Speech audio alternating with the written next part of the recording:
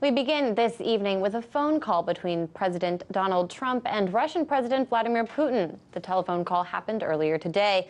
Among the topics discussed, Syria, Iran, North Korea, Ukraine, and Afghanistan. For more on the details of this conversation, let's cross live to RT America's David Miller in our newsroom.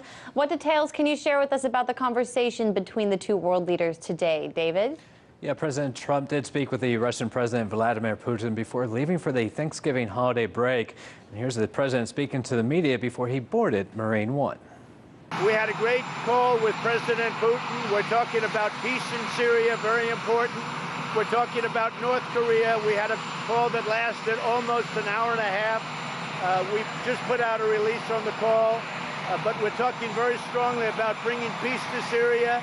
We're talking very strongly about North Korea and Ukraine. And according to officials, both leaders also agreed on a number of principles, including normalizing bilateral relations, especially when it comes to fighting terrorism. Conversations also centering around cooperation between the Russian and U.S. security services that could be of great practical significance. Putin and Trump also touched on the terrorism threat and drug production in Afghanistan, and speaking about this situation in eastern Ukraine. Putin once again underlined that there is no viable alternative other than the full implementation of the Minsk agreement by all parties to the Ukrainian conflict. And Trump and Putin did last week on the sidelines of the Vietnam APEC summit in mid-November. Even though there was no official meeting between the two leaders during that gathering, they still managed to hammer out a joint statement on Syria, in which they said the Syrian conflict does not have a military solution.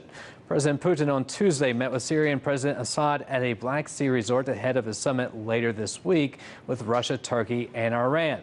And Russia is one of the Assad government's chief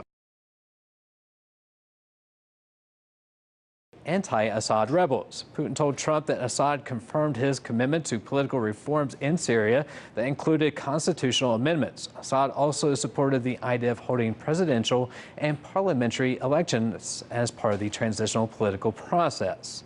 And critics, however, do claim that the Russian vetoes that the powers do have in the UN did prevent a response against Assad for using chemical attacks on his own people and those fighting in that region. Putin and Trump also agreed that the crisis around the Korean Peninsula should be solved through a diplomatic means. This is according to a release from the Kremlin. While discussing the Iran nuclear program, the Russian president did reaffirm Moscow's commitment to the full implementation of the 2015 Iran nuclear deal, also known as the Joint Comprehensive Plan of Action.